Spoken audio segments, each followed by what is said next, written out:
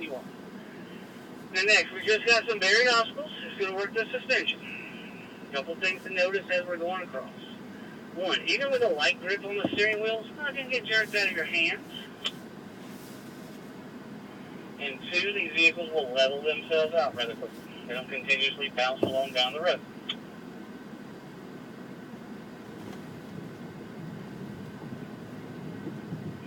And these are the same vehicles we use on track, high-speed braking, handling courses. Same ones we had out on the highway for the morning group, taking them over to the museum. The same ones that we did lap after lap out here on a pretty aggressive course, okay? That's just showing you how well these things are being put together. All right, now we find ourselves at the hill climb. Now, all rules still apply. Definitely on the other side of the road, but you got your fence and the bushes. Very simple. Make the first turn, get the wheel straight. Hands back to 9 and 3. And it's just a straight shot up. Okay, here's where that left foot really comes into play. The pressure on it's going to help keep you in the seat. Now you will need a little acceleration here, but again, just stay smooth and steady. Remember, relax, let the vehicle do all the work. Before you know it, you'll be right up here on top of me. As I said before, don't forget to breathe. Keep elbows. There you go. Nice. Hey guys, once we go across the bridge, we're going to continue to go straight. Okay, maybe to the right just a little bit. There's a large cone up here. It's white with red stripes. We're just going to stay to the right of it. As soon as you go past it, that's when you make the full left-hand turn. Okay? That just gets us over here at a better angle. Now, you probably won't need any throttle coming around here. It's just going to be brake management. Okay, most important thing is turn your head. Use your eyes. You should be looking out the side window more than the front. These vehicles can do this like a 45-degree angle with no possibility of a rollover. Again, that is nowhere close. Looking around, look for that opening underneath the bridge. Driving to it and through it. Ooh. And right up here behind my vehicle. Bring it to another quick stop. A hill descent, you might have felt it kind of grabbing the brakes, assisting you coming around. Tell you we are home free. Gary making his way under the bridge. Now, the button that I had you press, the hill descent control. What that's going to do basically is just going to regulate all your braking for you coming down this next hill. So I'll go down first and I'll call you down one at a time. Once you turn, all I want you to do is just give your vehicle enough momentum just to get up and over the crest of the hill. Then take your foot off the gas and completely off the brakes. No cheating. Left foot's on the dead pedal, hands are at 9 and 3 on the wheel. All you're going to have to do is steer it going down. Remember, just hold it straight. There's no turns there either. But your vehicle will do absolutely all the braking for you. Okay? Make sense? Now, this is just a real cool feature. Trust me. I know it's just not natural to come down a hill like this without using your brakes, but it's really cool. And if you'll look in between your speedometer and your tachometer, when you start your descent, it will actually show you the speed that you're doing. Mine has been set at a blistering 5 miles an hour is what I'm doing. I've never touched my brake pedal once. Kelly, if you're ready, come on down. The speed's actually adjustable with a cruise control toggle switch.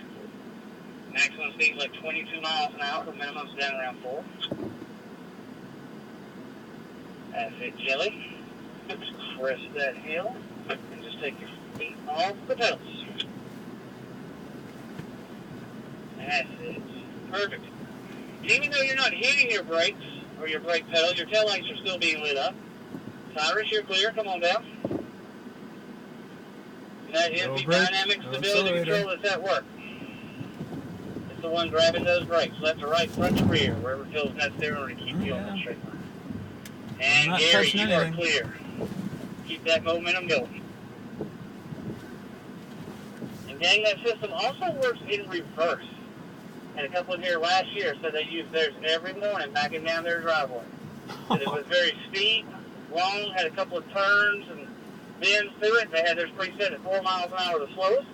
And all they do is they hit their button and work with their mirrors coming down. So it's never been so easy. So, again, awesome job, everybody. Now just leave those buttons pressed for me for right now.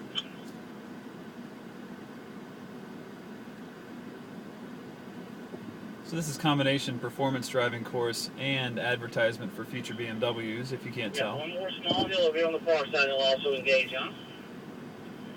Now, they'll go off automatically when the vehicle reaches 40 miles an hour. We're not going to get quite up to those speeds here on the home stretch. Unfortunately, our ring of fire is still down right now. So we're not going to be able to do our ramp-to-ramp jumps today. My apologies for that. Just a couple more steady moves. First, from right side to go up. X-drive might engage. I know that dance is harder to see, just leave yourself plenty of room. Another way to describe that X-drive. If you look at these vehicles as being all-wheel drive, 100% power, 4 wheels, 25% each. So if just one wheel got up and off the ground, it would take that 25% away from it and distribute it equally to the other 3. That's where I say you still and always have 100% of your pulling power. I keep thinking through this. Where am I going to find a course like this to drive around in the real world? Left side tires go up. Obviously, we're all about the angles here. This will give you a nice. This is a lot easier. You got the fence right next to you. I want to drive through the mountains of Maine. Try not to. Try to keep putting pressure down there on that dead pedal. And on this last hill, same as before. Enough momentum up and over the top. And then you're 6 feet off the pedals. Until you get to the very bottom. Again, where the rock meets the road, this first big puddle, definitely use a touch of brakes. Okay? And that's probably about the worst spot on the whole off-road.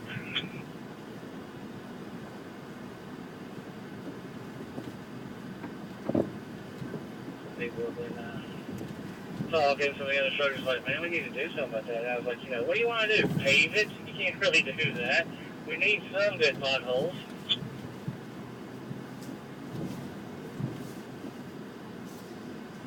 Guys, you did fantastic. That's one lap around. I hope you all enjoyed it. There will be no second lap. It looks like all my fenders are still on the vehicles. So that means no paperwork for me today. I really appreciate that.